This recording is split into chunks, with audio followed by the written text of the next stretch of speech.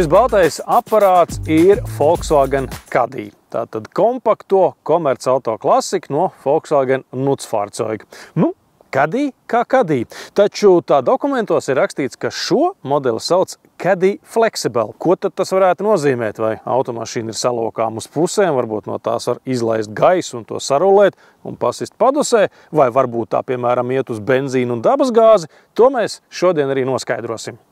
Ārpusē tas izskatās Caddy kā Caddy, tikai ar šikākiem bamperiem virsbūves krāsā un smalkiem LED starmešiem. Slīdurvīs ir logi, tātad tur vajadzētu būt arī kaut kādiem sēdekļiem. Agrāk bija tā, ka ja jebkuras automašīnas nosaukumā parādās vārds flexi vai flexible, tad mēs uzreiz automātiski tiešām domājam par divu degvielu piedziņu. Parasti tas nozīmē, ka automašīna var braukt, piemēram, ar dabas gāzi vai autogāzi un arī benzīnu, vai kaut kādā citā kombinācijā.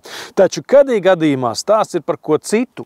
Patiesībā šis automobils var vienlaicīgi būt gan pasažieru automašīna, gan pilnvērtīgs furgons. Kas tur nu liels? Ņemam talkā salokāmos krēslus un komerc divdabis gatavs. Taču šajā Caddy viss nav tik vienkārši. Paskatieties uz šo krēslu. Pavalkam šādi un otrās rindas sēdekļi salokās uz priekšu un šajā mirklī mums ir furgons. Inovācijas būtība ir izturīga starpsiena, kas vienā piegājienā salokās un atlokās kopā ar sēdekli. Mīnus – tas nav izņemams vai salokams pa daļām.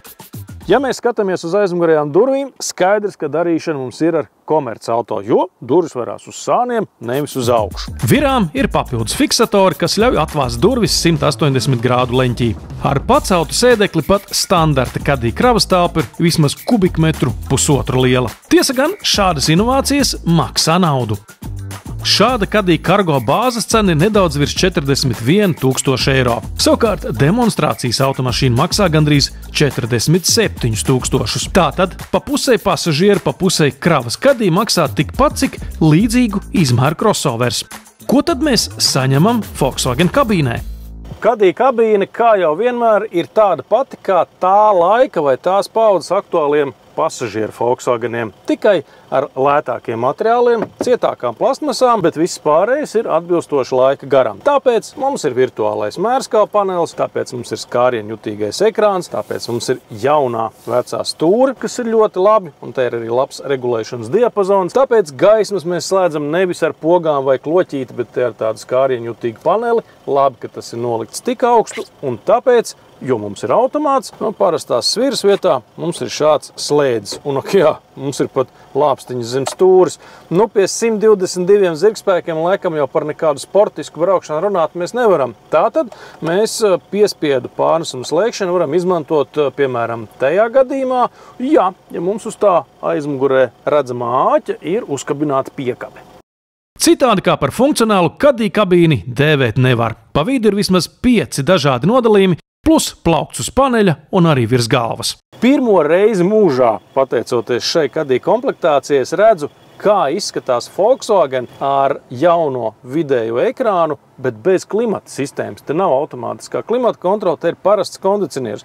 Kloķu nav, līdz ar to temperatūra regulējās šeit ar slaideri, bet grādi nerādās. Tā kā jums pašiem jāuzmina, kas ir augsts un kas ir karsts. Pie tam rakstīts, ka ir 2 zonu, bet patiesībā abās pusēs regulējās viens un tas pats. Tad, kad mēs nospiežam klimatu, tad šeit mēs caur ekrānu varam regulēt ventilātoru ātrumu. Un tā kā šai automašīnai vēl ir uzstādīta arī ziemas pakotne, kas patiešām būs ļoti noderīga, tad mums ir apsildāms un, papildus laminēts priekšējais stikls. Tas gan ir labi. Ar ko tad sāksim? Sāksim ar telefonu pievienošanu, kā jau mūsdienās viss notiek. Jā, ir, reku smuki. Bezvadu lādētājs gan mums nav, bet droši vien, ka to var pasūtīt tāpat kā daudzas citas lietas, bet bez kā gan Volkswagen Caddy nevar iztikt ar atpakaļ skata kameru, jo mūsdienās arī šādas klases automašīnās tā ir tāda ierasta lieta. Varbūt nav pati smukākā un pati lielākā bilde, bet vismaz ir šeit mums ir tikai parking sensori. Ja šis būtu garais Caddy Maxi, tad es domāju, ka kamerai būtu jābūt obligāti.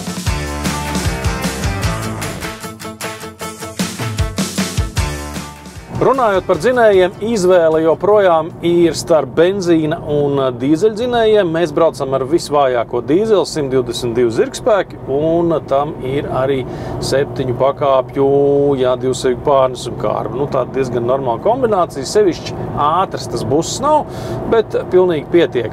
Un agrāk bija tā, ka, ja negribējās braukt ar dīzeli, tad vienīgais variants bija kaut kāds tur mazais benzīns. Tagad izrādās, ka arī kravas Volkswagen Caddy var dabūt kā lādējumu hibrīdu. Un ar pilnu bateriju tāds PHEVs var nobraukt 122 km.